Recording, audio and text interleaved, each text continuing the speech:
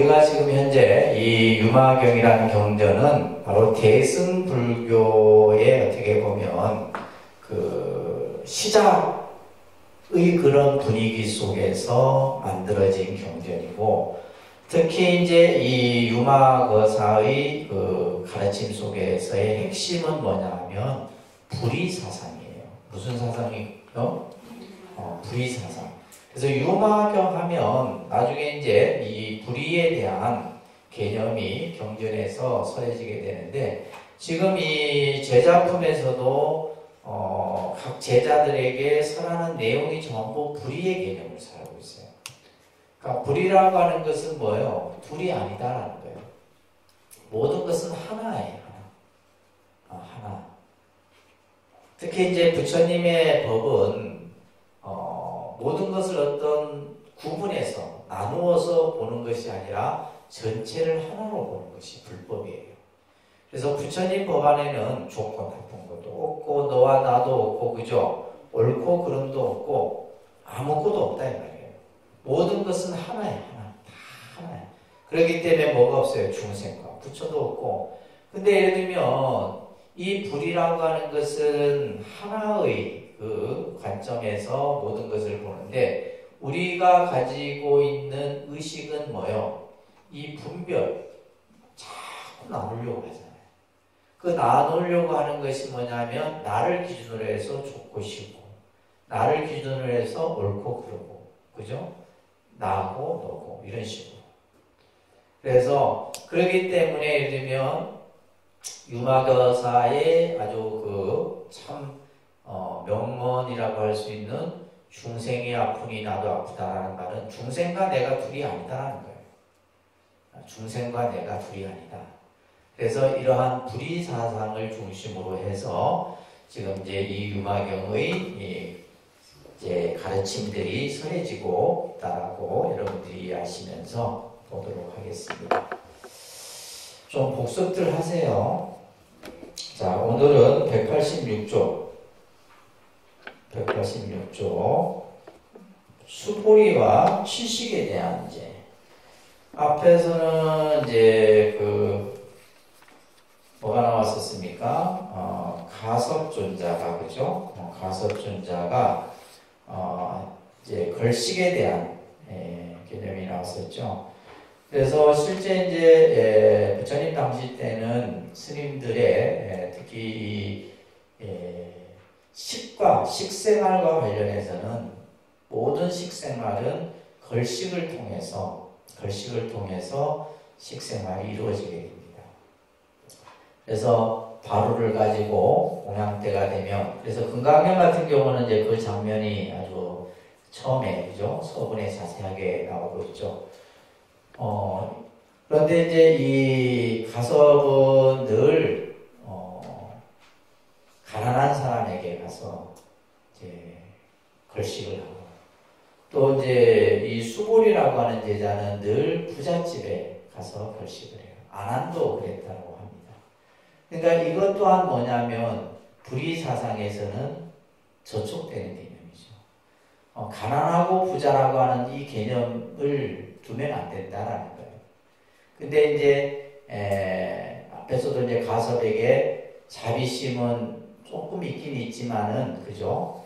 어떤 얘기를 해요? 어떤 얘기를 합니까? 가섭에게 진정한 그 자비의 의미를 가섭은 모른다라고 하는 이런 이제 설법들이 이 가섭과 걸식의 내용에서 설해지고 있었죠, 그죠?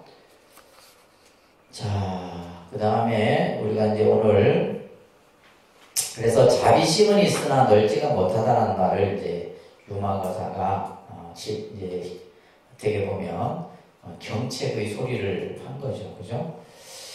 자, 186쪽 한번 보도록 하겠습니다. 부처님께서 수보리에게 말씀하였다. 그대가 유마일에게 가서 문병해라. 수보리가 부처님께 말씀드립니다. 세존이시여, 저도 그분에게 가서 문병하는 일을 감당할 수가 없습니다. 왜냐하면 기억해보니 제가 옛적에 그분의 집에 들어가서 걸식을 하였는데 그때 유마일이 저의 바로를 가져다가 밥을 가득히 담아주고 저에게 말하였습니다. 그래서 이제 지금 수보리가 이제 어느 날 걸식을 하는데 유마거사의 집에 이제 초대를 받아서 공양을 가게 된 그런 일이 있었나 봐요. 그런데 이제 바로에다가 밥을 가득히 담아주면서 이제 이 수보리에게 이런 얘기를 한 거예요.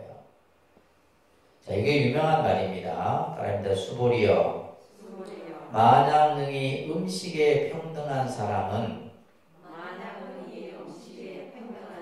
모든 법에도 평등하며 모든 법에 평등한 사람은 음식에도 또한 평등합니다. 자, 여기서 지금 이제 이 유마거사가 수보리에게 말한 이 구절을 여러분들이 잘 이해를 하셔야 됩니다. 음식에 평등한 사람은 법에도 평등하고 법에 평등한 사람은 음식에도 평등하다. 우리가 이제 사람이 제일 뭐라요? 마음 상하는 것이 음식에서 마음 상해. 그렇잖아요, 그죠? 음식에서 마음 상합니다. 그래서 절집에서는 예전부터 이 공양은 평등 공양이라고 그랬어요. 평등 공양. 그래서 통도사나 해인사나 이런 큰 절에서도 보면 큰 스님들만 맛있는 거 드시고 예를 들면 밑에 있는 스님들은 좀 찬이 부실하거나 이렇지 않습니다. 공양은 평등 공양이에요. 그래서 내가 이 구절을 보면서 절집안의 공양을 평등 공양이라는 개념이 만들어진 것이 이 지금 유마거사에 나오는 이 유마경에서의 이 의미가 담겨 있지 않나 이런 생각을 하게 돼요. 여기서 이제 취식이라는 것은 그러니까 걸식은 밑에 설명 보시면 밥을 비는 것을 이제 걸식이라 하고 취식은 밥을 취하는 거죠. 내가 바로에다 밥을 담는 것을 취식이라 이렇게 지금 설명을 하고 있으면서 앞에서도 얘기했듯이 이제 수보리는 늘 부잣집만 가서 걸식을 하는 거예요. 앞에 가섭은 늘 가난한 집만 가서 해요. 그래서 부잣집에 가서 걸식한 이유는 뭐예요? 이 사람이 금생에 부자지만 금생에 복을 짓지 않으면 다음 생에 또 가난해질 수 있기 때문에 지금 부자일 때 더 많은 복을 지으라는 의미에서 이제 부잣집만 이제 걸식을 했던 겁니다. 자, 그래서 188쪽에 보시게 되면 이제 앞에서 말한 것처럼 음식에 평등한 사람은 모든 법에도 평등하고 모든 법에 평등한 사람은 음식에 또한 평등하다. 다시 말해서 그러니까 음식과 법은 뭐예요? 같다라는 거예요. 우리가 음식을 받는 것, 이 음식을 받는다라는 것은 법을 받는 것과 똑같은 거예요. 그래서 우리가 이제 이 지금 유마거사에 말하는 가장 중요한 의미는 평등이에요. 평등. 그래서 아까도 얘기했듯이 우리가 공양은 평등하게 공양을 해야 되는 거예요. 단순히 이제 우리가 이제 이 밥을 밥을 바루에 담아서 먹는 행위가 배를 그냥 우리가 이제 배고픔을 면하기 위해서 먹는 것이 아니라 우리 불자님들이 공양을 하고 그래서 공양이라는 의미는 단순히 이제 밥을 먹는다라는 의미가 아니라 뭘 먹는다라는 거예요. 법을 먹는 거예요. 법을. 부처님의 법을 내가 받아들이는. 그래서 이제 스님들이 하는 공양을 법공양이라고 합니다. 사시에 이제 스님들이 이제 큰절에서 하면 그 바루공양을 법공양이라고 해요. 밥공양이라니까 안 합니다. 밥공양이라는 말을 안 쓰고 법공양이라는 말을 써요. 그러니까 이 지금 대목에서 이제 그걸 제가 느낄 수 있는데 그래서 스님들이 이제 바루공양을 법공양이라고 그래요. 밥을 먹는 게 아니라 뭘 먹는 거예요? 법을 먹는 거예요. 부처님의 법을 내가 받아들이는 거예요. 그래서 요 지금 이제 유마거사가 이제 이 수보리에게 한 거예요. 수보리여, 음욕심과 분노와 어리석음을 끊지 않고 또한 함께 하지도 않는다. 여기에서 이제 이 음노치는 우리가 이제 말하는 그죠? 탐진치를 삼독심을 말하는 겁니다. 가장 우리가 이제 끊기 어려운 번뇌 중에 이제 번뇌가 바로 이 음욕과 분노와 어리석음이에요. 근데 여기에서 중요한 말은 이것을 끊으려고 하지도 않고 또한 이것과 함께 하지도 않는다 이 말이에요. 그러니까 우리가 생각할 때는 이 번뇌는 끊어야 할 대상이라 생각하잖아요. 없어져야 할 대상이잖아요. 근데 이것을 끊으려고 하지도 않고 또한 이것과 함께 하지도 아니합니다. 왜 그러냐면 189쪽에 두 번째 단락에 보면 우리가 그런 말, 번뇌가 곧 볼이다 이런 말이 있어요. 그죠? 들어보셨죠? 번뇌가 곧 볼이다. 우리가 생각할 때 번뇌는 끊어야 될 것이고 끊어야 될 대상이고 없어져야 될 것이 번뇌인데 그 번뇌가 어째서 볼이냐 바로 밑에 보시면 삼독심이 곧 불법심이고 불법심이 곧 삼독심이다. 그러니까 이게 이제 뭐냐면 불의사상인 거예요. 이게 불의사상입니다. 그러니까 우리가 예를 들면 나쁜 것은 버려야 되고 좋은 것은 취해야 된다. 이거는 뭐냐면 선택이잖아요. 근데 예를 들면 이 부처님의 법은 삼독심이라 해서 버리고 불법이라 해서 취하고 이게 아니라 삼독심이라 할지라도 내가 이것을 끊으려고 하지도 않고 이것과 함께 하지도 않는다 이 말이에요. 그래서 그 밑에 줄에 보시게 되면 우리가 부처님 공부를 하는 데 있어서 경계가 문제가 되는 것이 아니고 그 경계를 보는 안목이 중요하다. 이 말을 여러분들이 좀 잘 이해해요. 경계라고 하는 것은 우리가 이제 순경계, 역경계 이런 얘기는 여러분들이 들으셨잖아요. 그래서 어떤 경계, 나에게 어떤 경계가 나타난 게 중요한 게 아니에요. 나에게 지금 힘든 상황이 생기고 좋은 일이 생기고 이게 중요한 것이 아니라 내가 그것을 객관적으로 바로 볼 수 있는 안목이 더 중요하다는 거예요. 그러면서 또한 몸을 파괴하지도 아니하고 또 하나의 형상을 따른다. 몸을 파괴하지도 않는다라는 말은 뭐냐면 이 육신을 또한 부정하지도 않는다 이 말이에요.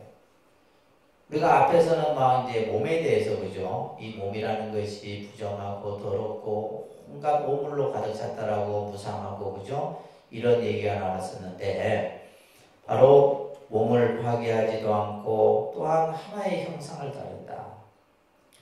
다시 말해서 육신을 부정하거나 또한 육신을 버리지 않고 그대로의 한 모습으로 그냥 생각한다 이 말이에요. 우리 이 육체를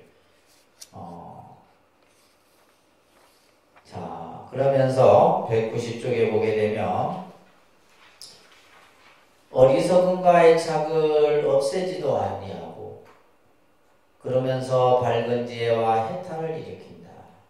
여기에서도 이제 어리석음과 애착이라는 것은 안 좋은 거잖아요. 그죠? 어리석음과 애착은 어두운 면이고 또 지혜와 해탈은 밝은 면이에요. 근데 이 밝음과 어둠이라는 것이 결국 뭐다? 둘이 아닌 것이다. 둘이 아닌 거예요. 밝음이 있기 때문에 어둠이 있는 것이고 어둠이 있기 때문에 밝음이 있는 것이지 이것이 근본적으로 서로 다르다는 게 아니다라는 거예요. 그래서 어두운 것이 곧 밝은 것이고 밝은 것이 곧 어두운 것이에요. 그래서 우리 속담에 뭐 역지사지라는 말도 있는 것처럼 내가 지금 힘들고 공경한 어떤 상황이 그것이 나에게는 또 다른 좋은 상황이 만들어질 수 있는 또한 어떤 기회일 수도 있다는 얘기예요. 그렇기 때문에 여기서 지금 말하는 것처럼 어리석음과 애착을 그것을 없애지도 않고 또한 그러면서 밝은 지혜와 해탈을 일으킨다. 또한 191쪽에 보면 오역죄의 모습으로서 해탈을 또 하거든요. 오역죄라고 하는 것은 불교에서 아주 극히 중죄로 다루어지는 죄예요. 오역죄는 여러분들이 조금 기억을 하시면 좋을 때요. 그래서 이 오역죄는 이 정말 무간지옥에 들어갈 수 있는 죄가 오역죄입니다. 첫 번째가 뭐였어요? 그죠? 아버지를 죽이는 죄와 어머니를 죽이는 죄, 아라한을 죽이는 죄. 그 다음에 네 번째가 뭐예요? 부처님 몸에 피가 나게 하는 죄. 그래서 예를 들면 이제 대바다타 같은 경우가 이 죄를 범했죠. 그죠? 그 다음에 오역죄 중에 다섯 번째가 뭐예요? 화합을 깨뜨리는 죄.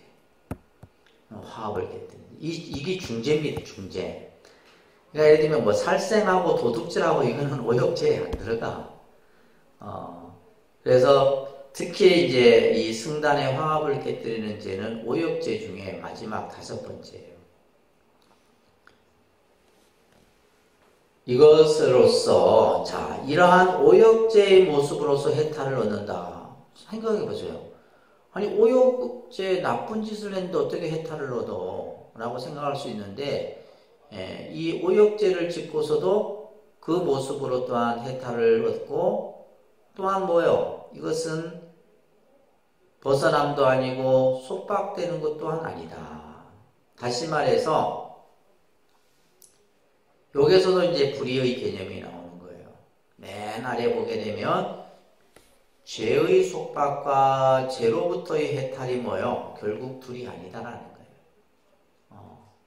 그렇기 때문에 오역죄의 모습으로 해탈을 보이고 또한 그것은 해탈도 아니고 속박도 아니다 라는 말로서 불의의 개념을 설명하고 있는 거예요. 또한 네 가지 진리를 보지 않으나 그 진리를 보지 않는 것도 아니며 결과를 얻지 않으나 결과를 얻지 않는 것도 아니며 범부가 아니나 범부의 법을 떠난 것도 아니며 성인이 아니나 성인이 아닌도 아니다. 전부 이제 뭘 얘기하는 거예요? 불의의 개념을 얘기하는 겁니다. 자, 그래서 우리가 이제 불의라고 하는 것은 결국 뭐냐면 중도를 얘기하는 거예요. 불의 사상과 중도 사상은 같은 개념입니다. 불의라고 하는 것은 둘이 아니다. 그럼 둘이 아니란 말이 결국 뭐냐면 우리가 이제 흔히 말하는 중도는 양변을 얘기한 거잖아요. 유와 무를 다 떠나는 자리를 우리는 중도라고 하는 거예요. 그래서 어디에도 치우치지 않는 거죠. 그죠? 어디에도 치우치지 않는. 성인이 됐든 성인이 아니 됐든 뭐 사성제의 이치를 알든 또 그것을 알지 못하든 그죠? 이런 것에 대해서 일체 모든 것을 둘이 아닌 입장에서 지금 설명하고 있는 거예요. 비록 또한 일제법을 성취하였으나 모든 법의 상을 떠나야 이에 가히 음식을 취할 수 있습니다.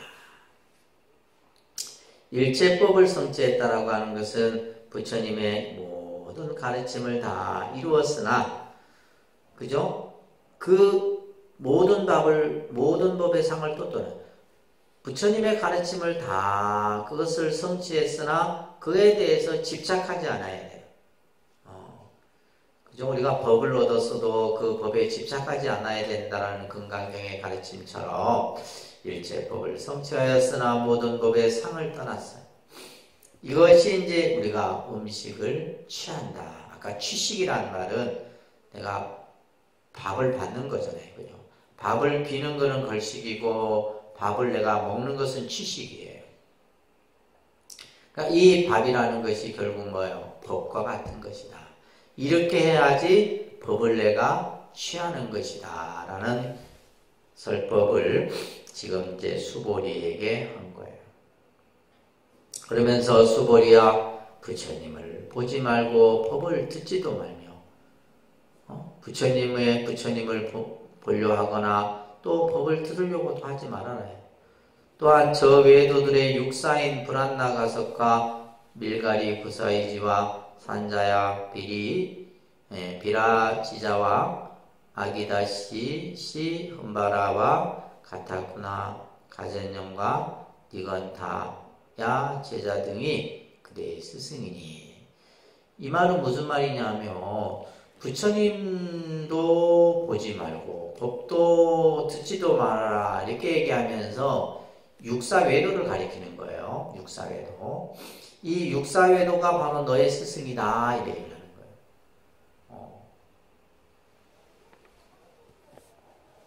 그들로 말미암아 출가하여 그들이 스승이 떨어진 곳에 그대도 또한 떨어져야 이해가 이 또한 음식을 취할 수 있는 것이다. 그래서 지금 유마거사가 수보리에게 부처님도 보지 말고 법도 보지 말아라. 법도 듣지도 말아라. 그러면서 육사외도의 가르침이 너의 곧 스승이다. 지금 수보리는 뭐요?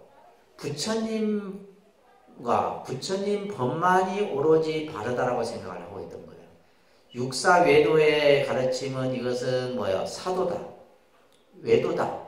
이 생각을 지금 뭘 하는 거예요? 지금 유마거사는 깨뜨리기 위해서 지금 이 설법을 하고 있는 거예요.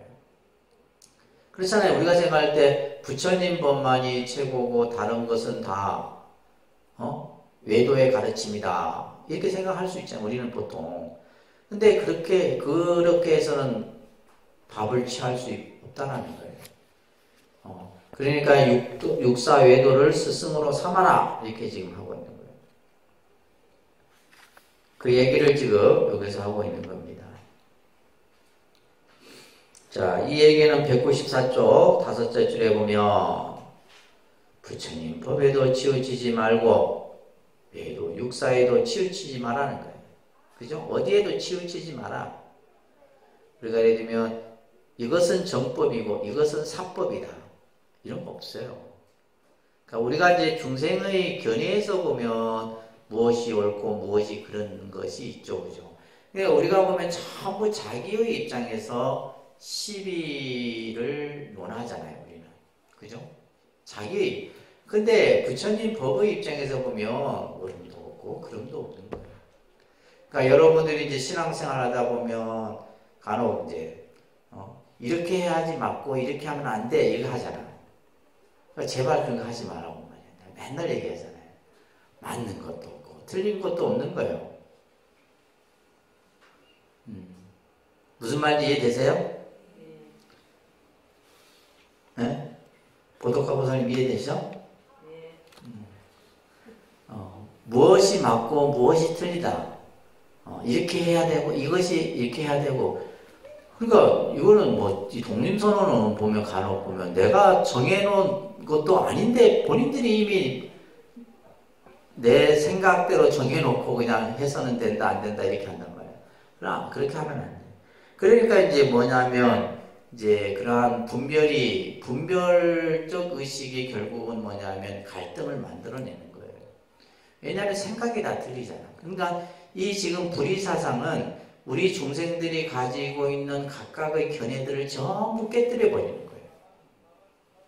깨뜨려서 그것을 뭘로 만들어? 하나로 만드는 거예요. 하나로 만들어야 되는데 우리는 자꾸 둘로 나누려고 생각한단 말이에요. 그러니까 부처님 법에도 치우치지 말고 외도 육사에도 치우치지 말고. 그래서 예를 들면 이제 성철 스님도 그런 말 했죠. 내 말에 속지 말아라 이랬거든. 내 말에도 속지 말아라 이거. 그 큰 스님, 성철 큰 스님이 그 말 하셨단 말이에요. 이 말은 뭐요? 사람들이 그냥 큰 스님이고 어른 스님 말이니까 그 말이 사실이고 진리인 것처럼 하는데 그 말에 속지 말아라는 말이에요. 이게 진짜 우리가 이제 여러분들이 잘 알아야 되는 내용이에요. 자, 쭉 넘기셔서 196쪽에 보면 수보리여 온갖 삿된 견해에 들어가서 또한 저 언덕에 이르지 말아요. 그래서 삿된 사견이라는 것은 뭐예요? 올바르지 못한 생각을 말하는 거잖아요. 그죠? 그래서 올바르지 못한 생각으로 저 피 안에, 열반에 이르려고 하지 말아라 이 말이에요. 8가지 어려움에 머물러 어려움이 없음을 또한 얻지 말아라. 그래서 8가지 어려움을 판란이라고 하는데 우리가 부처님 법을 배우는데 8가지 장애를 말해요. 특히 이제 지옥이나 축생이나 악이 장수천 이제 여기에서 보면 우리가 예를 들면 뭐 시각 장애, 청각 장애, 언어 장애, 예를 들면 이제 또 우리가 이제 뭐 아주 부잣집에 태어나거나 권세 있는 집에 태어나거나 이런 사람들은 부처님 공부를 할 수 없다는 얘기예요.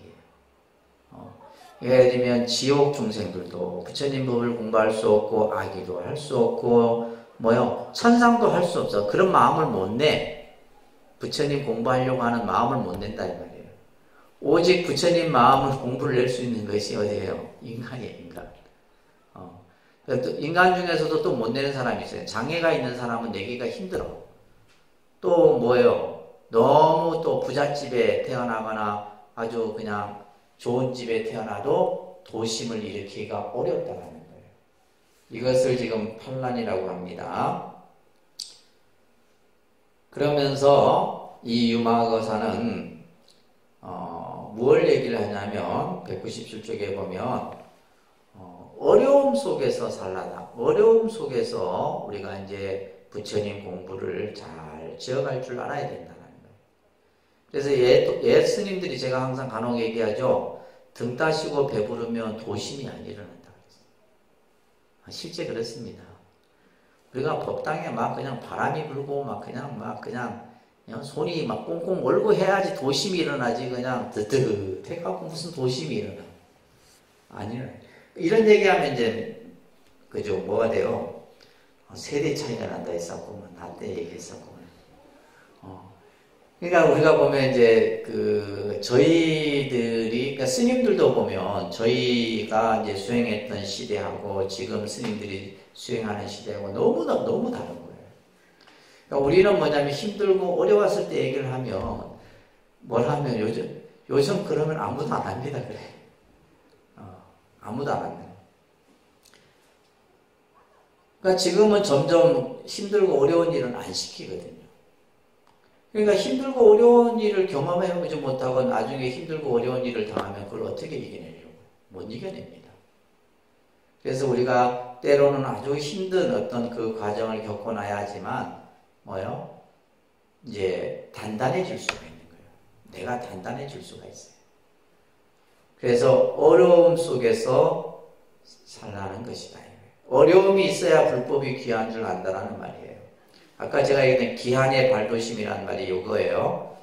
죽고 배고파야지 도 닦을 마음이 생기는 거예요. 배가 부른데 무슨 도심이 일어나겠어? 안 일어납니다. 그러니까 어려운 상황일수록 우리는 사실 도 닦을 마음이 일어나는 거예요. 그런 것 같아요. 그런 마음을 가지셔야 된다는 거예요. 그런 마음. 그러니까 이제 우리가 보면 옛날 어른 스님들이 했던 이런 가르침들이 하나도 틀림이 없는 거라. 틀림이 없고 또 이제 우리 정도 되면 그런 걸 또 경험했는데 밑에 스님들은 또 그걸 몰라. 늘 그냥 이렇게 풍요로움 속에서 공부를 했었으니까.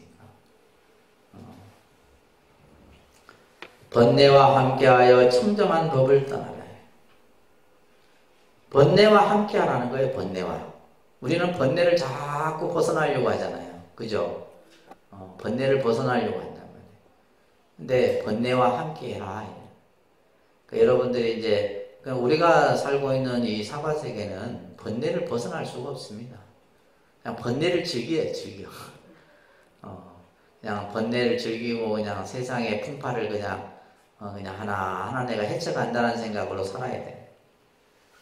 그렇게 하여 청정한 법도 떠나라 이 말이에요. 우리가 청정한 법은 뭐예요? 좋은 거잖아요. 근데 이것에서 머물지 말아라. 번뇌와 함께하면서 청정한 법을 떠나라는 거예요. 왜냐하면 번뇌가 없으면 청정한 법도 없어요. 아까 번뇌적 보리라는 말 자꾸 나오죠. 그죠? 번뇌가 곧 청정한 법이고 청정한 법이 그 번뇌예요. 근데 이것을 우리는 자꾸 따로 보려고 하잖아요. 따로 보는 것은 불의사상이 아닙니다. 그래서 번뇌와 청정한 법이 서로 둘이 아닌 거예요. 아시겠죠? 지금 이 유마거사는 이 지금 수보리에게 그죠? 밥 한 그릇 주면서 이렇게 지금 엄청난 지금 야단을 치고 있는 거예요. 야단 치는 겁니다, 지금.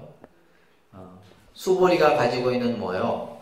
이 성문의 사고, 소승의 사고를 이 유마거사가 지금 하나하나 지금 야단을 치고 있는 거예요. 그대가 무쟁삼매를 얻으면 198쪽 일체 중생도 또한 이러한 선증을 얻습니다. 그러니까 이제 이 금강경에 보면 수보리에게 부처님이 너는 무쟁삼매를 닦은 가운데 제일이라 이렇게 칭찬을 하셨던 구절이 있죠. 그죠? 그래서 바로 다툼이 없는 삼매를 얘기해요. 그래서 부처님이 너에게 제일이라고 했지만은 이것은 뭐다? 일체 중생 또한 이것 또한 다 갖추고 있다 이 말이에요. 금강경에서 수보리에게 너는 무쟁삼매를 얻은 가운데 제일이라고 부처님이 칭찬했지만은 이것은 이 삼매 또한 뭐다? 일체 중생 또한 다 갖추고 있는 것이다 이런 얘기예요. 그대에게 보시하면 복전이 되지 못하며 그대에게 공양하는 사람은 사막도에 떨어집니다. 이런 말을 했어요. 그래서 예를 들면 우리가 이제 흔히 절집안에서 시주를 하게 되면 그죠? 복을 많이 받고 천성락을 누린다라고 이렇게 얘기를 하는데 근데 이제 지금 여기에서는 수보리에게 그대에게 보시하면 복전이 되지 못하고 또 그대에게 공양하는 사람은 사막도에 떨어집니다. 그래서 아주 무시무시한 말을 한 거예요. 그러면서 온갖 마군과 함께 손잡고 모든 번뇌에 벗이 됩니다. 그대는 온갖 마군과 모든 번뇌와 평등하여 다를 것이 없다. 그래서 이제 이 지금 유마거사가 수보리에게 수보리가 가지고 있는 이제 분별적 생각들, 그죠? 또 성문에 머물고 있는 그런 사고들을 불의법문으로서 깨우치고 있는 그러한 설법이에요. 그래서 여기서 이제 말하는 것처럼 마군과 함께 손잡고 번뇌에 벗이 된다. 그러니까 우리가 예를 들면 마군이나 번뇌는 없어야 될 대상이고 멀리해야 할 대상인데 지금 유마거사는 뭐예요? 이들과 함께 손잡고 함께 벗이 되는 거예요. 그렇기 때문에 또한 부처가 어디에 있고 마군이 또한 어디에 있겠느냐. 누구를 취하고 누구를 버릴 것이냐. 취하고 버릴 것이 없다라는 거예요. 그래서 불법문 중에는 불사일법이란 말이 있어요. 부처님 법 안에는 하나도 버릴 것이 없어.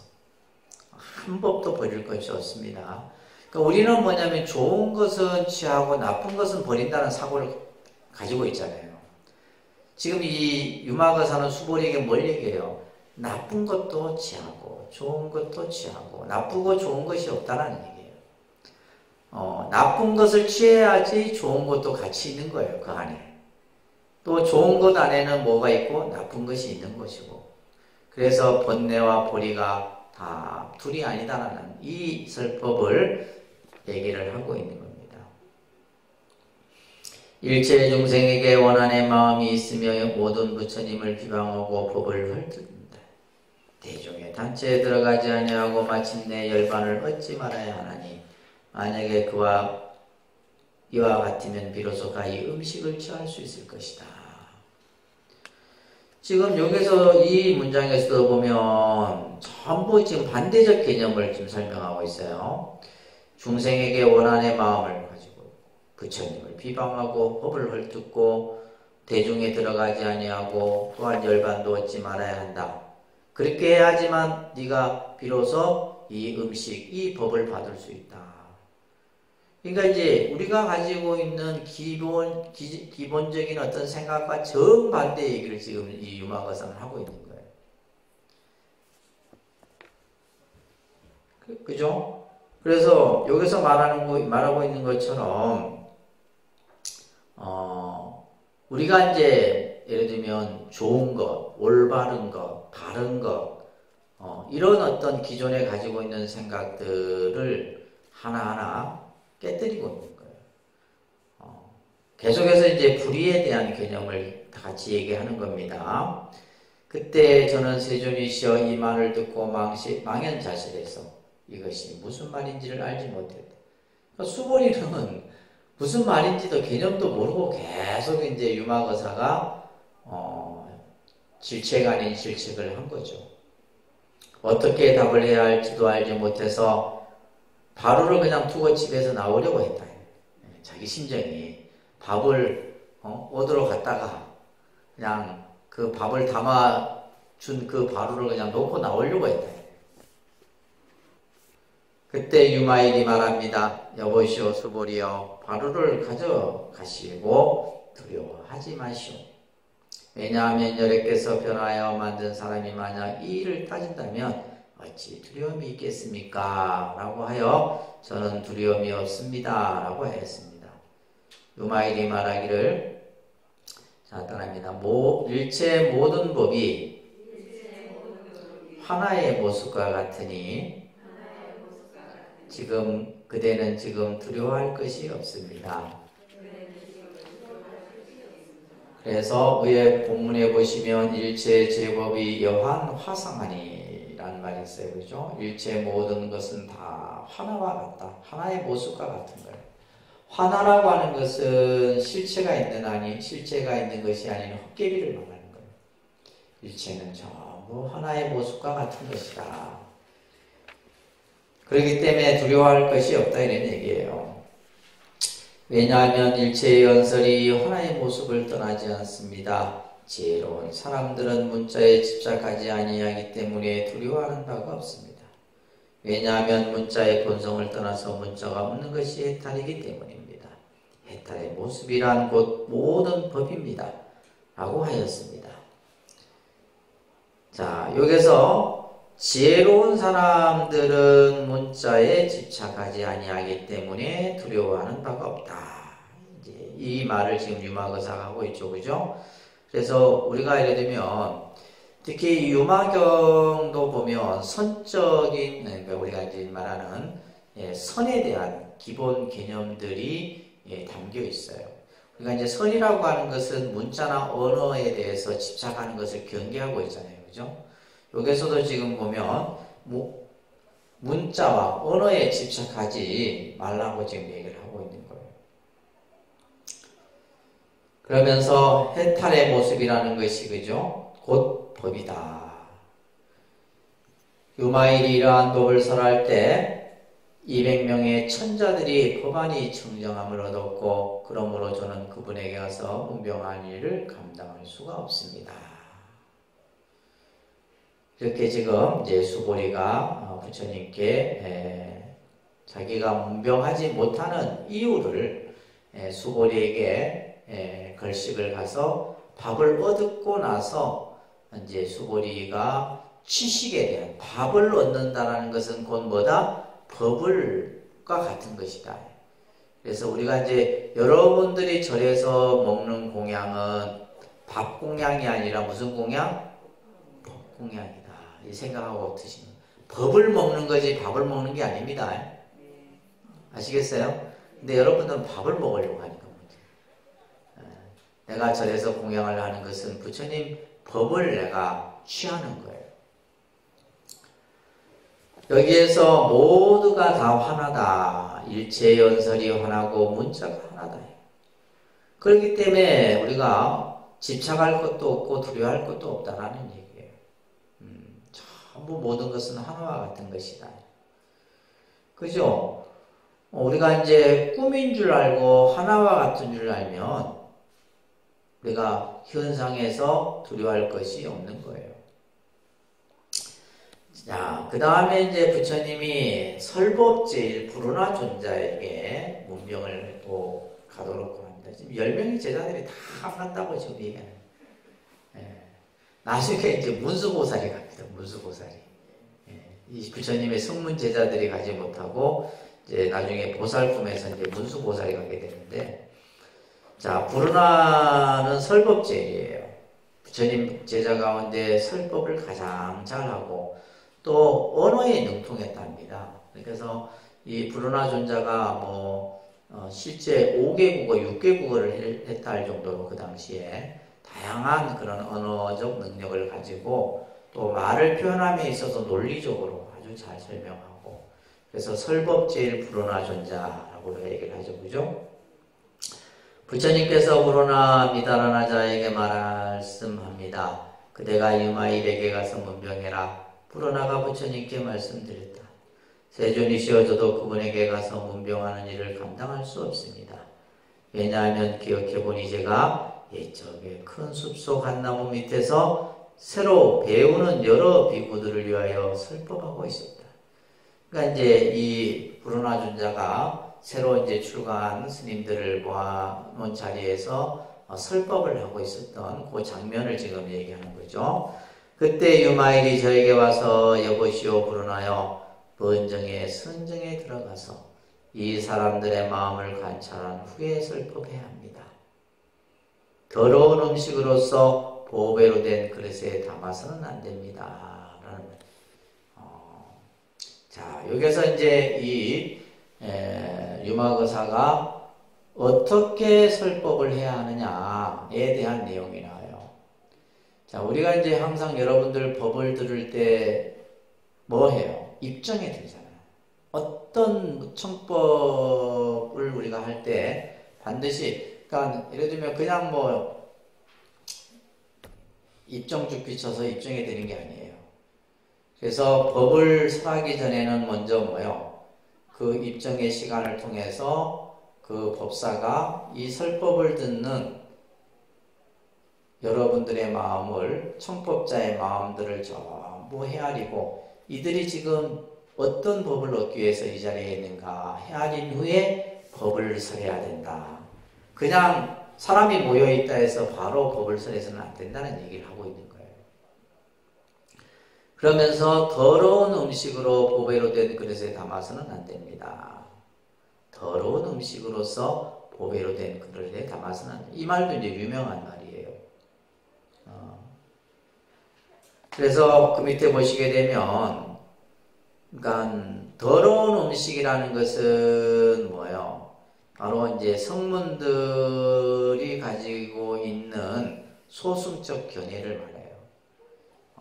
성문들이 가지고 있는 소승적 견해에 부처님의 큰 대승에, 그죠? 보배로 된 그릇에 그것을 담아서는 안 된다. 자, 이게 무슨 말이냐면, 맨 끝에서 셋째 줄에 나와요. 이제 우리가 흔히 이제 처음 입문한 사람에게 입문자 교육을 먼저 시켜요. 이제 이거는 방편인데, 그죠? 책에 이제 어떤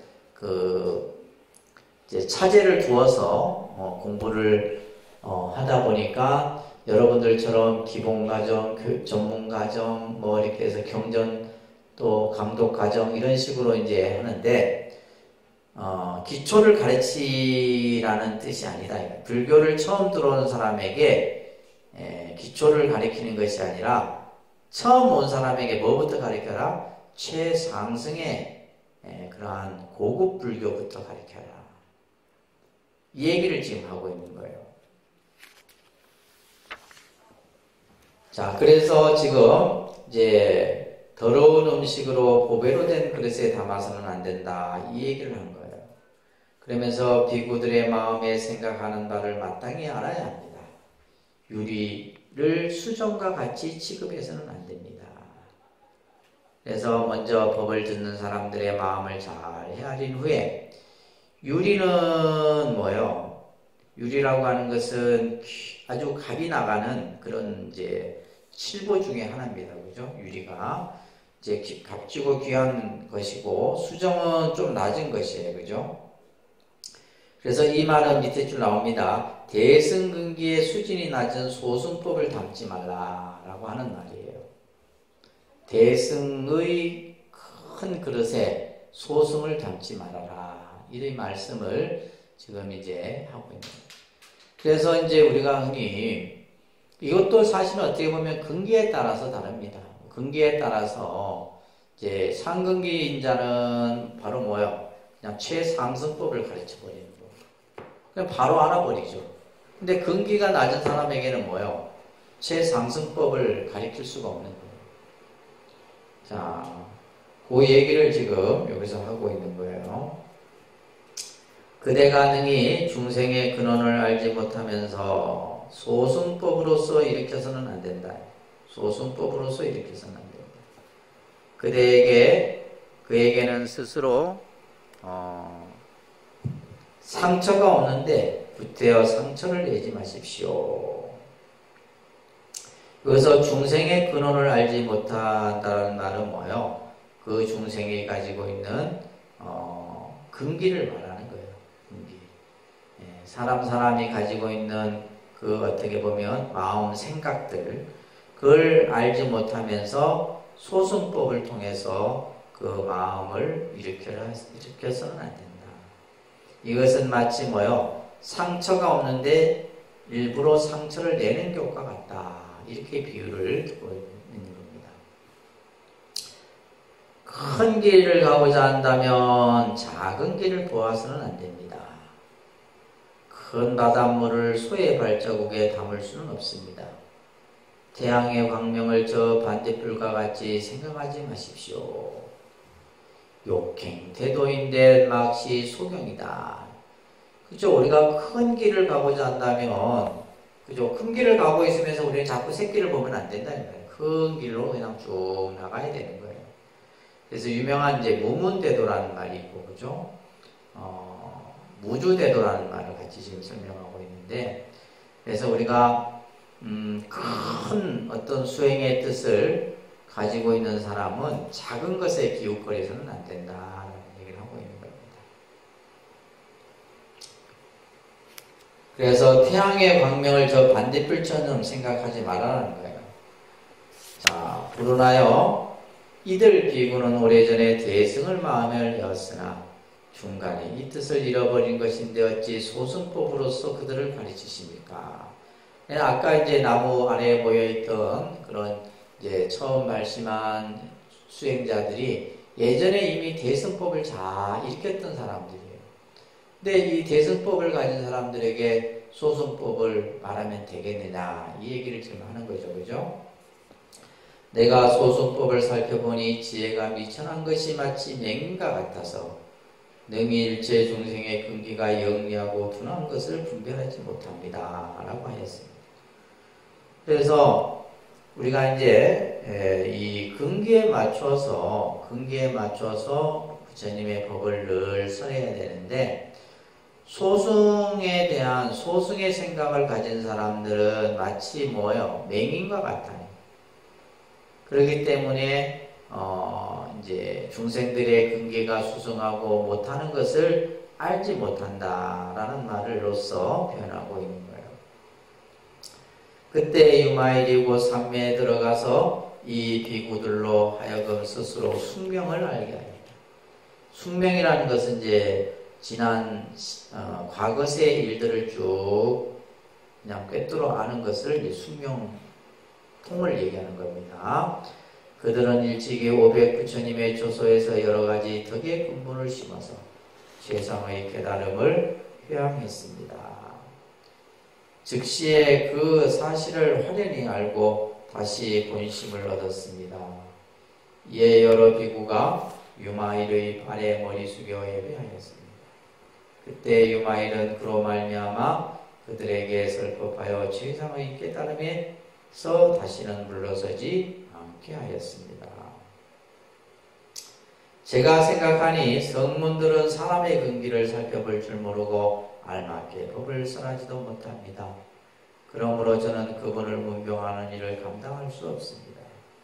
자, 여기서 이제 성문이라는 것은 이제 우리가 흔히 이제 사성제의 이치를 깨달은 다시 말해서 아란 정도의 이제 우리가 지금 앞에서 봤던 여러 부처님의 제자들이 전부 성문승에 해당돼요.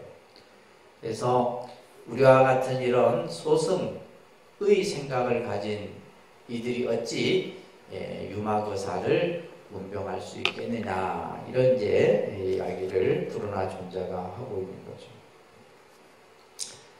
그 다음에 이제 가전년이라고 하는 제자에게 이제 또 문병을 가도록 하는데, 이 가전년 존자는 논의제일입니다. 논의제일이라는 말은 뭐냐면, 이게 소리가 왜 지직거리지?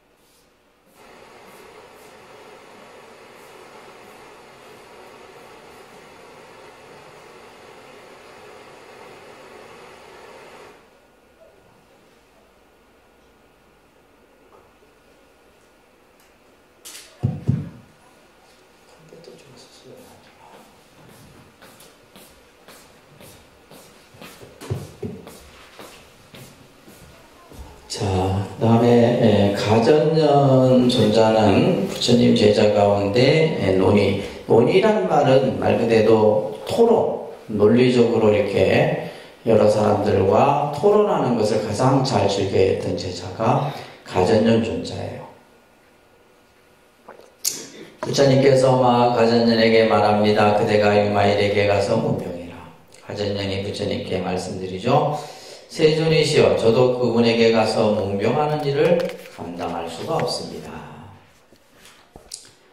왜냐하면 기억해보니 옛적에 부처님께서 여러 비구들을 위하여 법의 요점을 간략하게 설명하셨는데 제가 그 뒤에 더 알기 쉽게 자세히 설명하였습니다. 이를테면 무상의 뜻이며 괴로움의 뜻이며 공의 뜻이며 무아의 뜻이며 정멸의 뜻이라고 하였습니다. 그러니까 이제 가전년 존자가 부처님께서 법을 설한 후에 다시 이제 그 부처님의 말씀을 제자들에게 다시 한번 이제 그죠 설명을 했는데, 그 설명했던 내용이 바로 무상, 고, 공, 무아. 이제 우리가 흔히 말하는 불교의 근본 교설이에요. 이런 것을 이제 설했다 이런 얘기예요. 그때 유마일이 저에게서 말하였습니다. 여보시오 가전년이여, 생멸하는 마음으로 실상의 법을 설하지 마십시오. 자, 생멸의 마음으로 실상의 법을 설하지 말라. 이렇게 이제 이 가전년을 꾸짖는 거예요. 이 구절도 또한 유마경에서 유명한 구절로 알려져 있습니다. 무의생멸심의 설실상법이다 라는 말인데, 생멸심, 우리 중생의 마음, 중생의 마음을 생멸심이라고 그래요. 그죠? 중생이 가지고 있는 마음을 생멸심이라고 해요. 왜 그러냐면 우리 마음은 늘 계속해서 변하기 때문에. 근데 실상은 뭐예요? 변하지 않는 거예요. 실상이라는 것은 부동이라 변하지 않는 거예요. 근데 변하는 마음으로 변하지 않는 것을 설하지 말라 이 말이에요. 이 얘기를 지금 설명하고 있는데, 그래서 셋째 줄에 보면 존재의 실상은 그 실상을 깨달은 사람이야말로 정확하게 아는데 생멸의 마음으로는 존재의 실상을 설명할 수 없다. 그러니까 예를 들면 이제 공이나 고나 무아나 이것은 뭐예요? 실상을 얘기한 거잖아요. 공이나 아까 얘기했듯이 뭐예요? 고나 무아나 또 정멸이나 이런 개념은 실상을 얘기한 거예요. 실상은 있는 그대로의 그죠? 본체를 실상이라 해요. 근데 예를 들면 이 생멸하는 마음, 늘 끊임없이 변하는 마음으로 실상의 이치를 말해서는 안 된다. 오로지 뭐예요? 실상의 이치를 깨친 자만이 실상을 얘기할 수 있다 이런 얘기예요. 무슨 말 이해되시죠? 무슨 말 이해됩니까? 그러니까 예를 들면 그러니까 우리가 이제 보면 결국은 우리가 무언가를 얘기하고 할 때 자기가 아는 만큼만 얘기해요, 사실은. 그래서 여러분들이 이제 불교를 다른 사람에게 얘기해 줄 때도 더 많은 공부를 해야 되고 또 더 많은 다양한 경전들을 봐야 되는 거죠. 봐야 되는 겁니다. 그래서 이 지금 중요한 말이 나와요. 그 설명 해설 밑에 보시게 되면 끝에서 다섯째 줄에 보면 불교는 불교로서 설명해야 되고 기독교는 기독교로 설명해야 되고 유교와 도교는 또한 유교와 도교로 설명해야 돼요. 그래야 되는데 요즘에 간혹 보면 불교적으로 기독교를 설명하고 이런 경우들이 있어요. 이런 경우들이 어떤 경우냐면 저희 동국대학교에 신학대학을 다니는 사람이 불교 공부를 하러 와.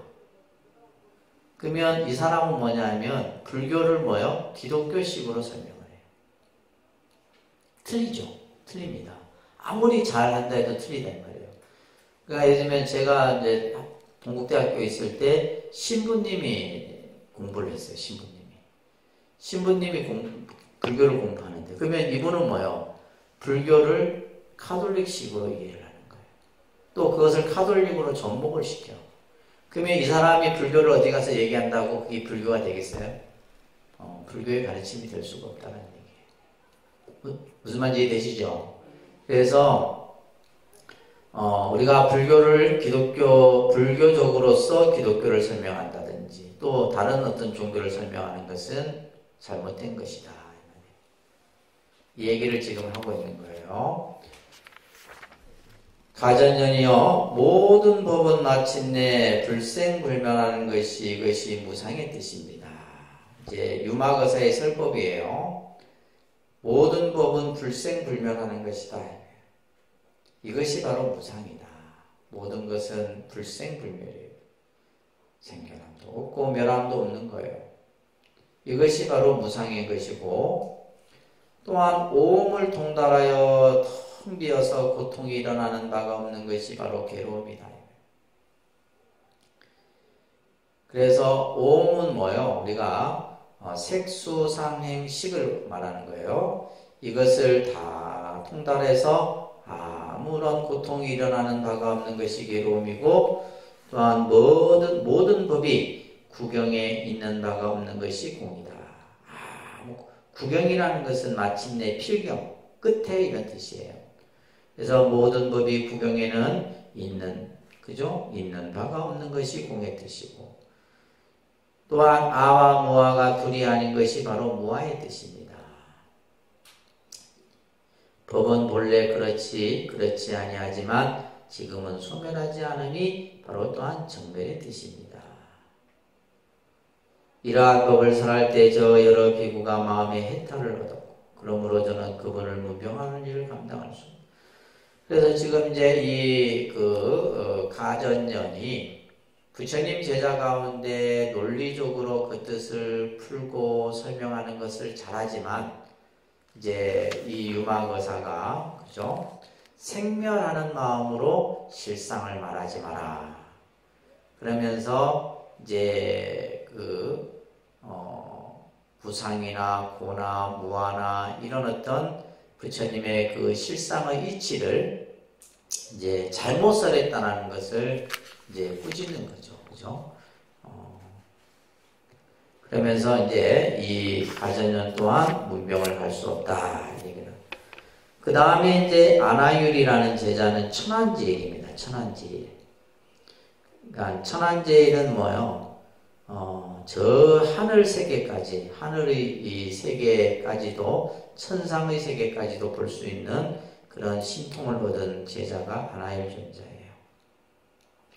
부처님께서 아나율에게 말합니다. 그대가 유마일에게 가서 문병해라. 아나율이 부처님께 말씀드립니다. 세존이시여 저도 그분에게 가서 문병한 일을 감당할 수 없습니다. 왜냐하면 기억해보니 제가 옛적에 한 곳에서 경행하던 그때 경행한다는 말은 이제 가볍게 걷고 있는 거예요. 산책의 느낌, 그죠? 그래서 이제 우리가 경행이라고 해요. 가볍게 걷고 있을 때 그때 범천왕이 있었습니다. 이름은 엄정이었으며 1만 명의 범천들과 함께 청정한 광명을 놓으며 제가 있는 곳에 와서 머리 숙여 예배하고 저에게 물었습니다. 그러니까 하늘의 신인 범천왕인데 그 이름이 엄정이라고 하는 신이에요. 그죠?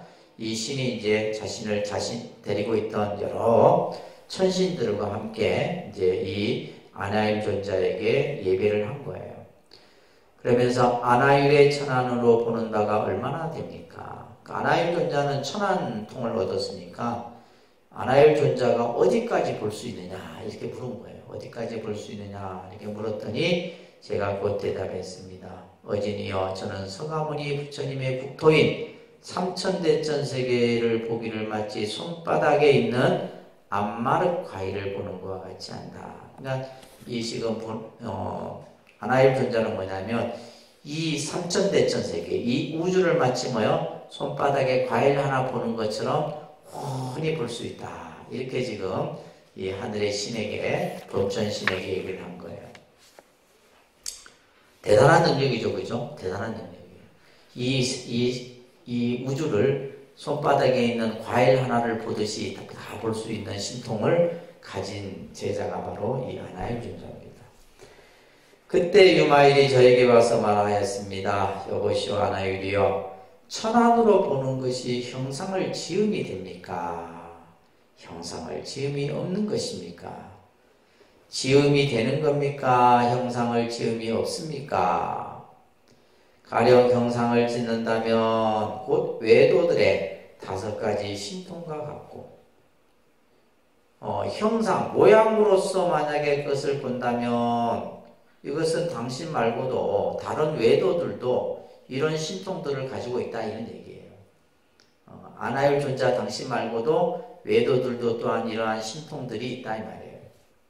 만약에 형상을 짓지 않는다면 그는 즉시 자기가 없음이라 응당히 봄이 있지 아니한다.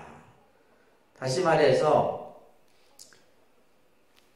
아나일 존자가 하늘의 신들에게 내가 이 우주 삼천대천 세계를 보는 것을 손바닥에 과일과 같이 다 본다 했다라는 이 말에 이제 이 유마거사가 아나일에게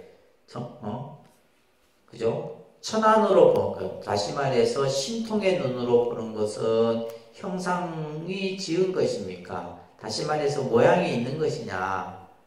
또한 뭐요? 모양이 또한 없는 것이냐? 이렇게 이제 이 물음에 대해서 이렇게 지금 물었는데 결국 이 아나일 존자는 이 형상이 있음과 없음에 대해서 이 둘이 아닌 이치를 몰랐던 거예요. 이 지금 유마거사의 형상이 있고 형상이 없고 하는 이 불의의 이치를 몰랐던 거죠. 그죠? 그래서 세존이시여 저는 그때 묵묵히 아무 말도 못하였습니다. 저 모든 범천이 그 말을 듣고 미중률을 얻어 꽃예를 올리고 물었습니다. 세상에서 누가 진정한 천안을 얻은 사람입니까? 유마일이 말하였습니다. 부처님 세존이 참다운 천안을 얻은 분입니다. 그죠? 예를 들면 이제 이 하늘의 이 범천들이 아나일이 이제 아주 신통을 얻었다니까 대단한 줄 알았는데 보니까 아닐 거거든. 그러니까 이제 유마거사에게 다시 예를 올리면서 이 세상에서 가장 천안을 얻은 분이 누구냐? 그러니까 부처님 세존이다. 부처님이 가장 거룩한 천안을 얻으신 분이다라는 거예요. 항상 삼매에서 모든 부처님의 국토를 다 보되 2가지 모양이 아닌 것으로 본다. 바로 여기서 이제 이것도 불의 사상이에요. 2가지 아닌, 그죠? 2가지 아닌 모습으로 부처님께서는 이 세상을 본다. 이에 엄정 범왕과 그리고 그건소 500 범천들이 모두 세상의 깨달음을 마음을 내어 유마일의 발에 예배하고 나서 호련히 사라졌다. 그러므로 저도 그분에게 가서 문병하는 일을 감당할 수 없습니다. 그래서 이제 이 아나일 존자도 천안을 얻은 제일이지만 바로 이 천안으로서 상을 보고 보지 않는 그 이치를 알지 못한 거예요. 그래서 이제 유마거사의 이러한 이제 경책의 소리를 듣고 자기도 이제 문병을 가지 못하겠다 이런 얘기를 하는 겁니다. 그 다음에는 이제 우발이라고 하는 제자인데, 이 우발이는 이제 계율을 가장 잘 지킨 제자예요. 계율을 가장 잘 지킨 제자인데, 자, 이 우발이 존자도 이제 또 부처님께서 문병을 가라 합니다. 부처님께서 우발이에게 말합니다. 그대가 유마일에게 가서 문병하라. 우발이가 부처님께 말씀드려요. 세존이시여, 저도 그분에게 가서 문병하는 일을 감당할 수 없습니다. 왜냐하면 기억해보니 옛적에 두 비구가 계율을 범하고 부끄러워하여 감히 부처님께 묻지 못하고 저에게 와서 물었습니다. 이제 이 두 비구가 있었는데, 이제 개를 이제 범하고 나서는 그 자기의 잘못을 우발이에게 와서 그것을 어찌하면 좋을 것인지에 대한 것을 물었다 이 말이에요. 우발이여, 우리가 계율을 범하여 진실로 부끄럽습니다. 감히 부처님께 묻지 못하니 바라건대 의혹과 참회하는 법을 가르쳐서 이 허물을 면할 수 있게 하여 주십시오 라고 했다. 그래서 제가 곧 그들을 위하여 그 일을 여법하게 설명을 하였습니다. 220조. 그때 유마일이 와서 저에게 말하되, 여보시오 우발이여, 이 두 비구의 죄를 더는 무겁게 하지 말고 마땅히 곧바로 소멸하여 주시오. 그리고 그 마음을 흔들지 마시오. 그러니까 이제 이 우발이라는 제자는 계율을 가장 잘 지켰기 때문에 뭐예요? 이 두 비구가 잘못된 행위를 보고 나서 이제 법에 따라서, 그죠? 율법에 따라서 그 죄를 이제 참회하는 법을 가르쳤던 것인데, 유마거사는 이제 이 우발이가 하는 그 모습을 보고 와서 이런 얘기를 하는 거죠. 왜 당신은 그 두 비구의 죄를 더 무겁게 하려고 하느냐. 바로 그냥 소멸해주면 될 건데, 그러니까 예를 들면 우리가 참회를 하고 뉘우치고 이런 어떤 과정들에 대해서 이제 우발이가 얘기를 한 것에 대해서 그냥 당신이 바로 소멸해주면 될 건데 왜 그들에게 더 이렇게 무거운 짐을 지우게 하느냐 이 말이에요. 또 그 비구들의 마음을 흔들지 말아라. 이제 이런 이제 얘기를 하면서 221쪽에 보면, 자, 왜냐하면 그 죄의 본성은 안에 있는 것도 아니며 밖에 있는 것도 아니며 중간에 있는 것도 아닙니다. 부처님께서 말씀하신 바와 같이 따라합니다. 마음이 더러운 까닭에 중생이 더럽고 마음이 청정한 까닭에 중생이 청정합니다. 그래서 죄의 본성, 우리가 이제 여러분들 천수경에도 보면 재무자성종심기라는 구절이 있죠, 그죠? 우리가 죄라고 하는 것은 허물인데, 이 죄라고 하는 것은 재무자성이에요. 자성이 없어. 죄가 어디에 있냐? 뭘 죄라고 할 것이냐 이 말이에요. 무엇을 죄라고 할 것이냐.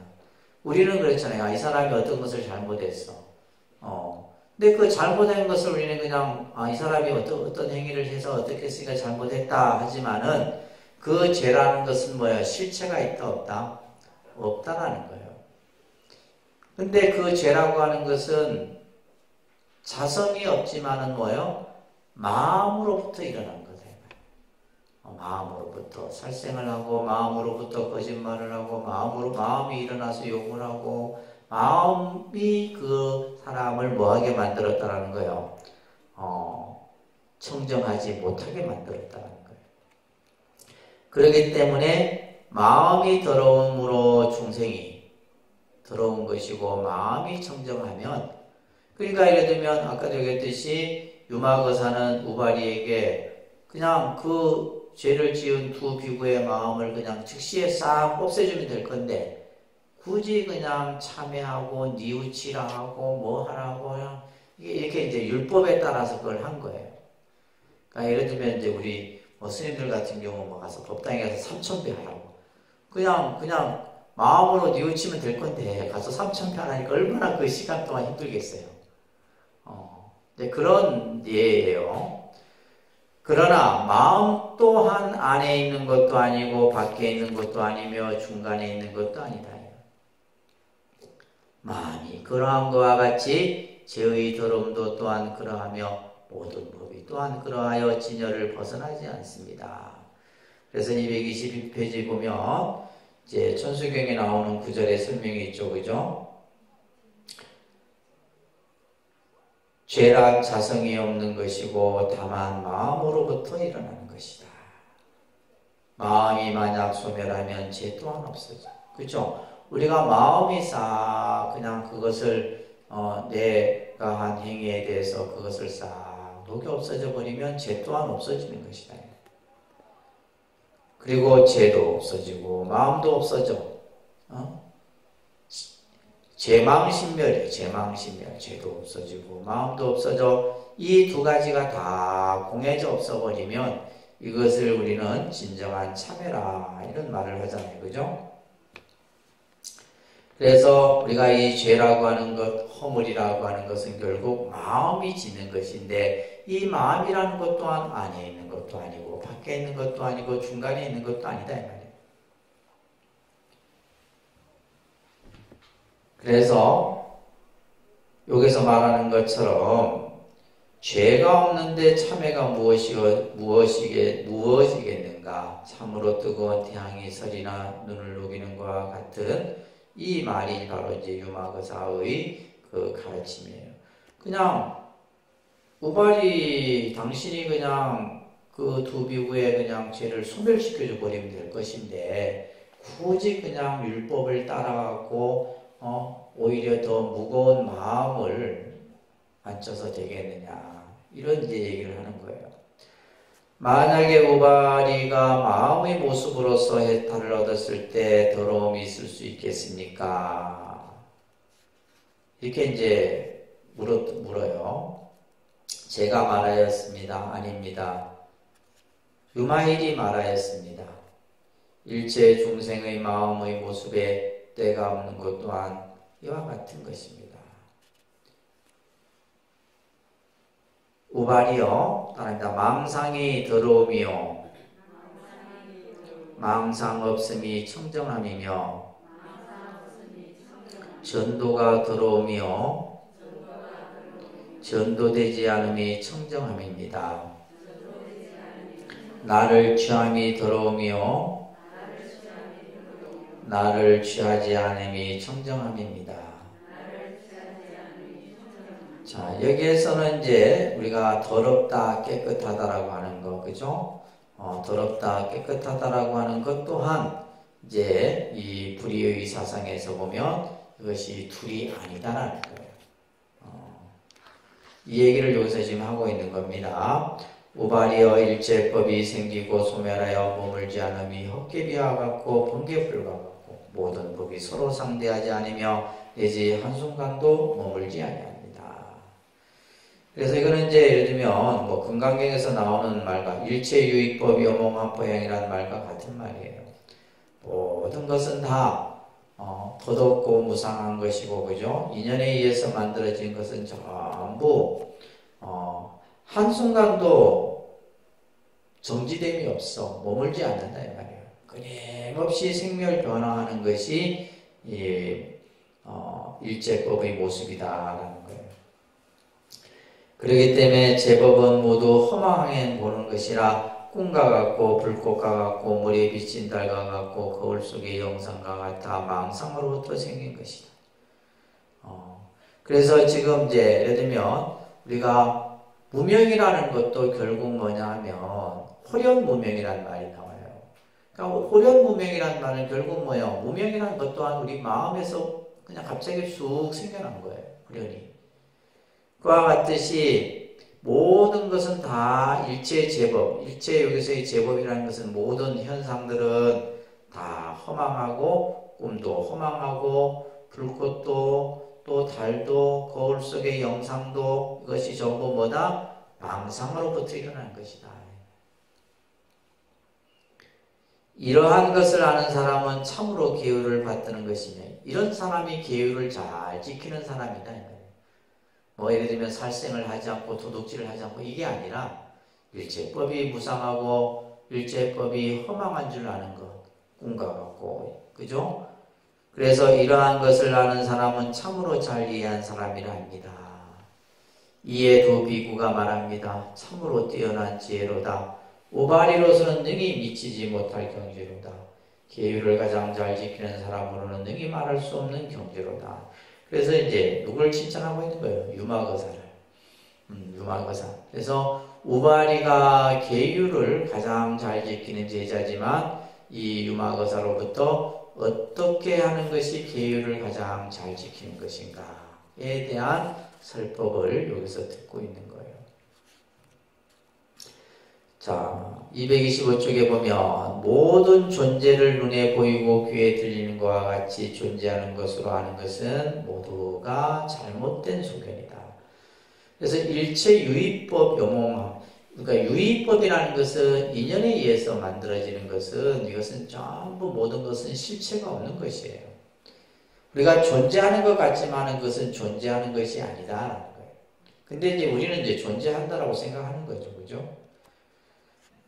그래서 전부 이제 우리의 잘못된 생각에서 아까 망상으로부터 일어난 것이라 했어요. 그죠? 잘못된 헛된 생각으로부터 이런 것들이 일어났다. 그때 제가 대답하였습니다. 열애가 아닌 성문이나 보살들로서는 능히 그의 변제를 제압할 사람이 없다. 유마거사를 대적할 리가 없다는 거예요.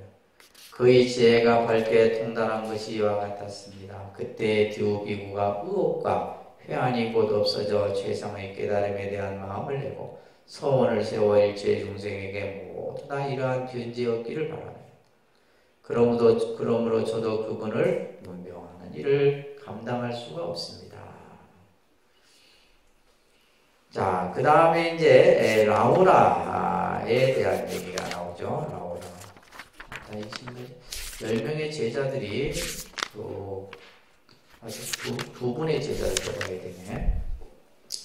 이 유마경이 굉장히 내용이 많은 거 지금 읽기만 해도 그죠? 이 양이 지금 얼마나 많아요. 이 라울라는 이제 출가에 대한 출가 공덕에 대한 설법이 유마거사에게 지금 설해주고 있어요. 실제 라울라는 이제 밀행제일이죠. 그 부처님 제자 가운데 아주 남모르게 아주 선행을 가장 잘했던 제자가 라우라입니다. 부처님의 이제 아들이기도 하죠, 그렇죠? 부처님께서 라우라에게 말합니다. 그대가 유마일에게 가서 문병하여라. 라우라가 부처님께 말씀드립니다. 세존이시여, 저도 그분에게 가서 문병하는 일을 감당할 수가 없습니다.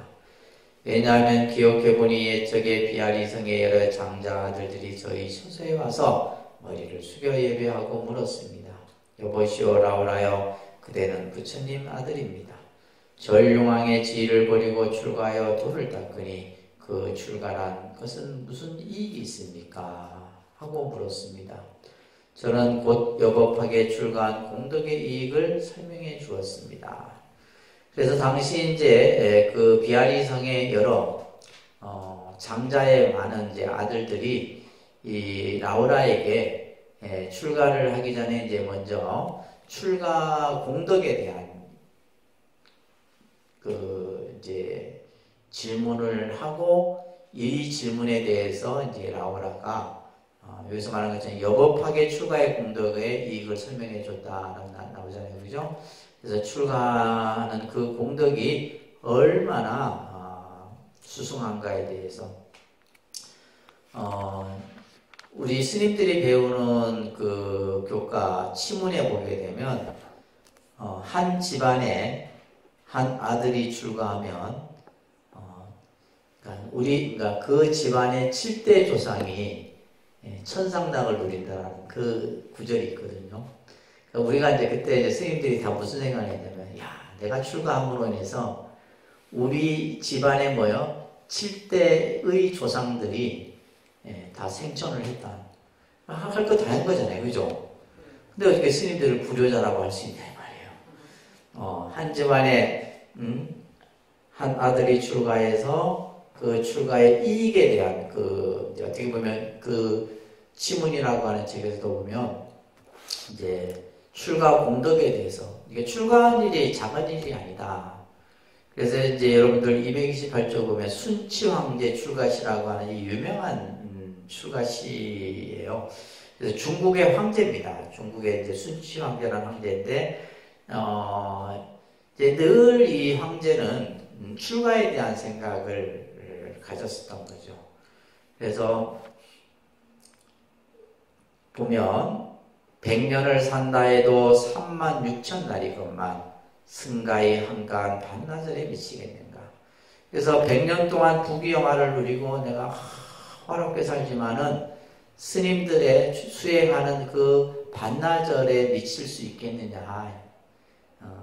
이런 이제 시를 쓴 거예요. 내가 그죠? 당초에 부질없는 한 생각 잘못으로 가사장산 벗어놓고 권룡포를 불렀다네.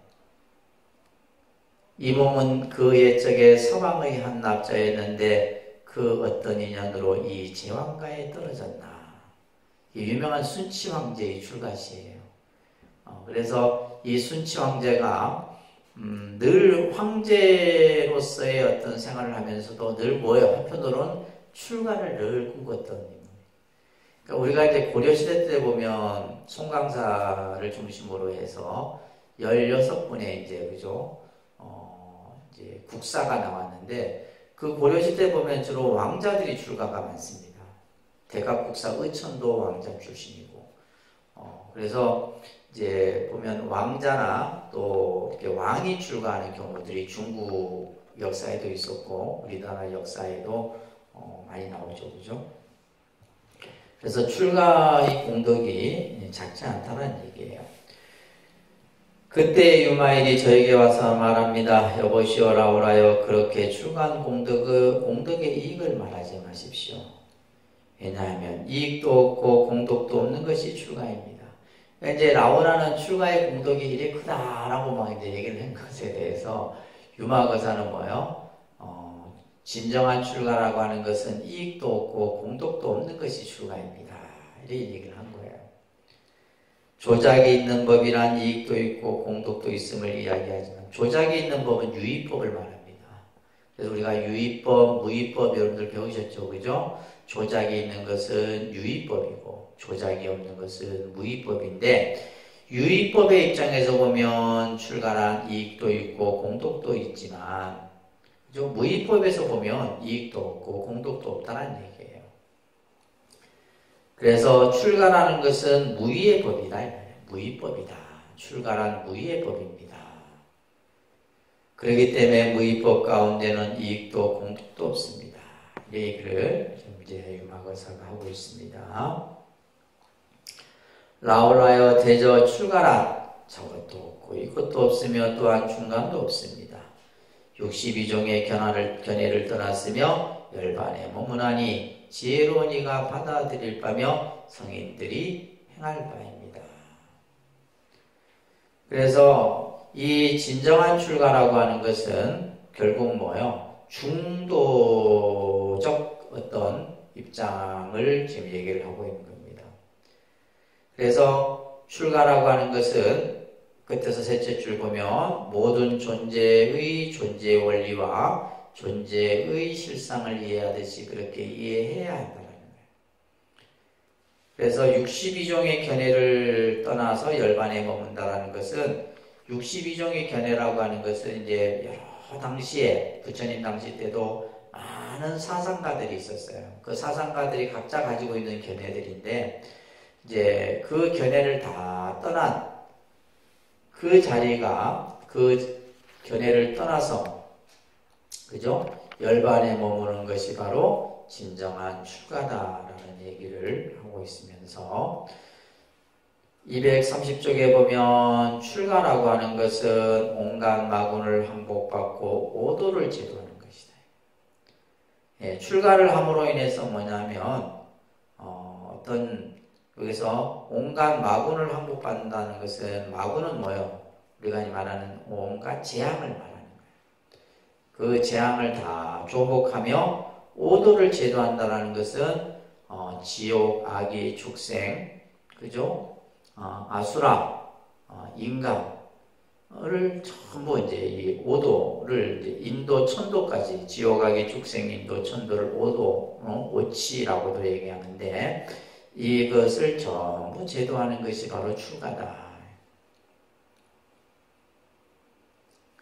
또한 오한이 정정하고 오력을 놓고 출가를 함으로써 오한이 정정해지고 5가지 힘을 놓고 오근을 세워 남에게 피해가 되지 아니하여 여러 가지 잡되고 나쁜 것들을 떠나는 것이 또한 출가다. 또한 출가라는 것은 232쪽에 보면 온갖 외도를 다 꺾으며 거짓 이름을 초월하고 진흙에서 벗어나 얽매이거나 집착하지 않는 것. 세상의 그냥 오염된 것에 물들지 않는 것이 바로 출가다 이런 얘기예요. 일체 청정의 세계로 나아가는 것이 출가다. 또한 나의 것이 없으며 받아들이는 것도 없고 흔들리고 어지러움도 없어 안으로는 기쁨을 머금고 다른 이의 뜻을 보호한다. 선정을 따라서 온갖 허물을 떠나미니 만약 이와 같으면 이것이 참다운 출가다. 그래서 지금 유마경에 지금 이 라우라와 이제 유마거사가 라우라에게 하는 이 진정한 출가란 어떤 것이 진정한 출가냐, 그죠? 앞에서 얘기했듯이 출가를 하면 그냥 이익이 많고 공덕이 크다 이렇게 이제 라우라가 장자의 아들들에게 얘기를 했는데 진정한 출가라고 하는 것은 이익도 없고 공덕도 없다. 이거는 이제 무의법에서 이제 얘기를 하는데. 실질적으로 이제 또 이 출가를 함으로 인해서 많은 이제 이러한 어떤 그 힘들을 가질 수 있다라고 얘기를 하는 거예요. 이에 유마일이 여러 장자의 아들들에게 말합니다. 그대들은 정법 가운데서 마땅히 함께 출가할 것이니 왜냐하면 부처님의 세상을 만나기 어렵기 때문이다. 너희들이 출가하는 것은 바로 뭐예요?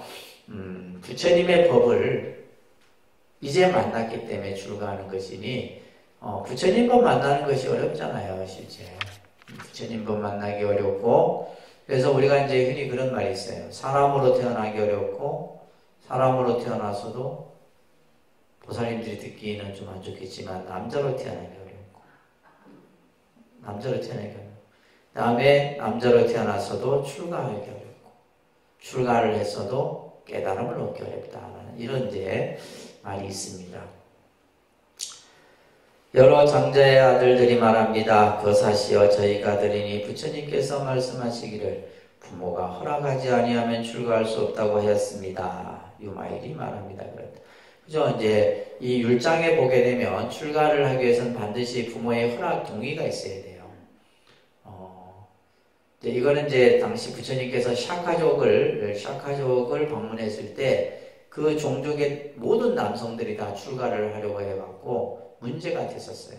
그때 이제 부처님께서 만약에 출가를 하려면 부모의 동의를 받아야 된다. 이런 율법이 만들어지는 겁니다. 그렇다 그대들이 곧 세상의 깨달음에 대한 마음을 내는 이것이 출가예요. 그죠? 발심의 마음을 내는 것이 출가다 이 말이에요. 발심. 그래서 이제 스님들이 출가할 때는 발심이 되었기 때문에 출가를 하는 거죠. 그죠? 또한 이것이 개를 부족한 것이니라. 그때 32명의 장자의 아들들이 모두 최상의 깨달음에 대한 마음을 내었다. 그러므로 저도 그분에게 가서 문병하는 일을 감당할 수가 없습니다. 그러니까 이제 이 부처님의 밀행제일인 제자인 라오라 또한 문병하는 것을 이제 못 가는 이유에 대해서 이렇게 이제 설명을 한 거예요. 근데 요 지금 각 제자들마다 어떤 특색 있는 이런 유마거사의 설법들이 이제 설했잖아요, 그죠? 출가의 공덕에 대한 얘기, 또 걸식에 대한 설법, 또 여러 가지 이제 각 제자들마다 그죠? 어떻게 하는 것이 부처님 법을 논하는 올바르게 논하는 것인지에 대한 이런 설법들이 서려져요. 자, 마지막에 이제 안한존자. 안한은 부처님의 다문제이라 그러죠. 부처님을 가장 가까이에서 부처님을 시봉을 했던 시자로서 역할을 했던 인물이 바로 이 안한존자예요. 그러다 보니까 지금 유마경에서는 안한존자와 유마거사의 어떤 부처님의 몸과 관련한 이런 이제 대화가 서려지는데 조금 재밌는 내용이에요.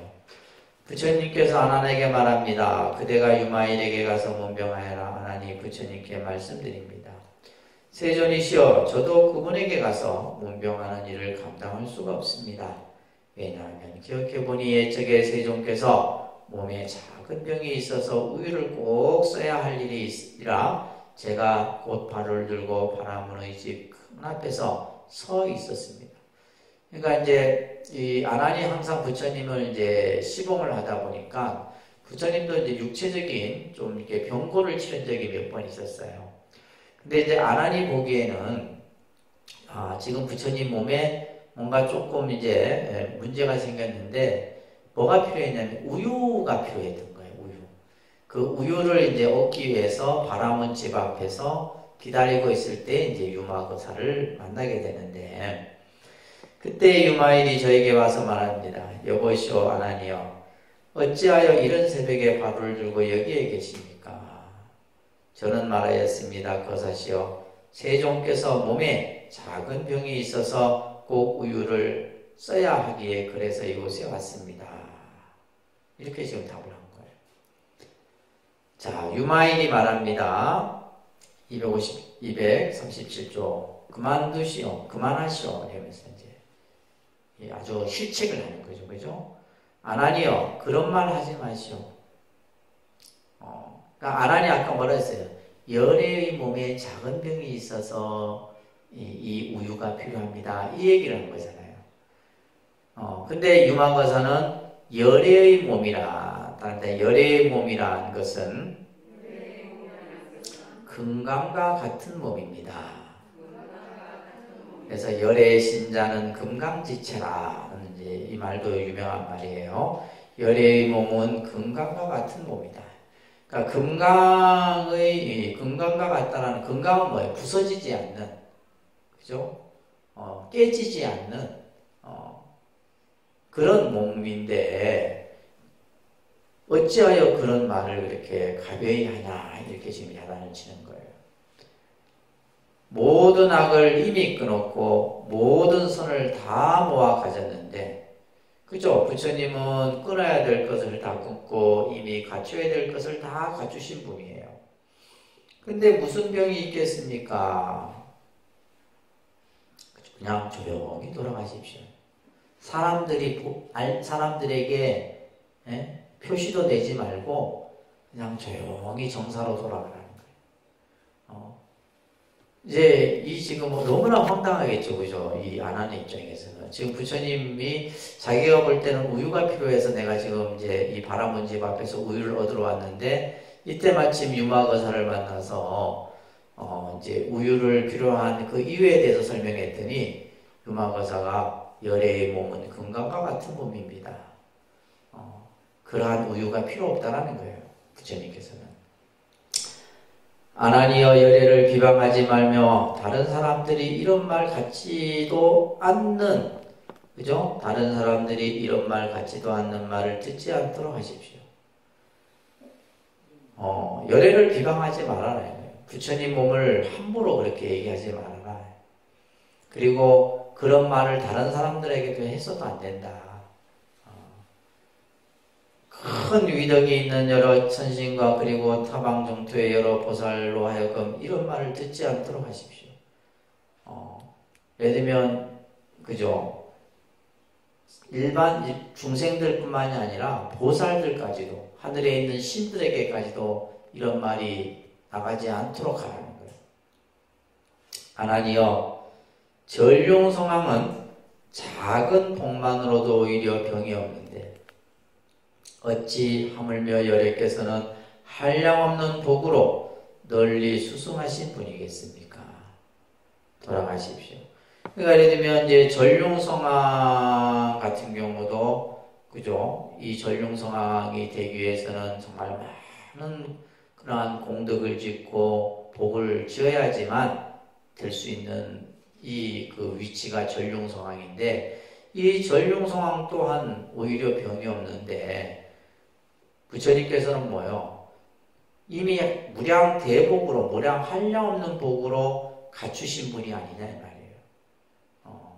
전룡성왕은 자그마한 복으로도 병이 없는데 부처님은 수승한 공덕의 그 복덕을 갖추신 분인데 예? 그러니까 돌아가십시오 이렇게 얘기를 하는 거예요. 아나니여 나로 하여금 이러한 수치를 받지 않도록 하십시오. 아주 강하게 질책하죠. 다른 제자들보다 그죠? 다른 제자들보다 지금 이 아난에게는 아주 유마거사가 가지고 우리가 그냥 이 문장에서 느끼기에도 아주 막 정색을 하고 지금 아난을 야단치는 겁니다. 외도나 범자들이 만약 이러한 말을 듣게 되면 마땅히 이런 생각을 하게 될 것입니다. 무엇을 이름하여 스승이라 하는가? 자신의 병도 능히 고치지 못하면서 어찌 다른 사람의 병을 고치겠느냐? 그러니까 외도들이 이제 만약에 부처님 몸이 병이 나서 그지? 병이 나서 아난이 우유를 갖다 줬다 이런 말을 들으면 그 사람들이 부처님에게 뭐라 얘기하겠느냐 이 말이에요. 부처님 우리가 예를 들면 본인 병도 못 고치면서 어찌 중생의 병을 고칠 수 있냐 이런 말 당연히 할 거다. 이거는 이해되시죠? 어진이여 남몰래 빨리 돌아가시고 다른 사람들이 듣지 않도록 하십시오. 빨리 정사로 돌아가요. 그러면서 마땅히 하십시오. 240쪽에 아나니여 하나님다 모든 열의 몸은 곧 법신이며 욕망을 생각하지 않는 몸입니다. 그죠? 열의 몸은 법신이다 이 말이에요. 아까 열의 몸은 금강과 같다 그랬어요. 그죠? 부처님의 몸은 금강과 같고. 그러니까 이제 우리가 이제 요 대목에서도 여러분들이 암경전 같은 경우는 우리의 초기 경전이나 이 지금 암경전 같은 경우는 이런 표현이 없어요. 그러니까 예를 들면 그냥 부처님의 몸이 아프다. 그러면 그 아픔 그대로를 표현해요. 암경전 같은 경우는 예를 들면 암경전에 보면 아나나 내가 허리가 아프다. 자리를 좀 펴다오. 눕고 싶구나. 이런 표현들이 경전에는 그렇게 그대로 나와요. 근데 지금 이 유마경은 무슨 경이에요? 대승 초기 경전이에요. 대승 초기 경전의 대승 경전의 또 다른 특징은 뭐냐면 열에 부처님을 부처님을 최고로 만들어 놓는 거예요. 그래서 부처님의 몸은 금강과 같고 부처님의 몸은 법신과 같다 이런 말이 나오는 거예요. 그래서 이제 대승불교부터는 뭐냐면 부처님을 단순한 어떤 형색 모양으로서 보는 부처가 아니라 그냥 말 그대로 진리 그 자체로서의 법신이고 또 예를 들면 우리 육신의 몸과 다르다는 거예요. 이런 이제 그 어떤 불신관의 변화도 보이는 겁니다. 불신관의 변화. 그래서 열의 몸은 욕망을 생각하지 않는 몸이라는 말은 뭐예요? 우리는 이제 이 몸뚱아리가 여러분들 만약에 갑자기 고기 먹고 싶으면 어떻게 돼요? 자꾸 먹고 싶은 생각이 들죠.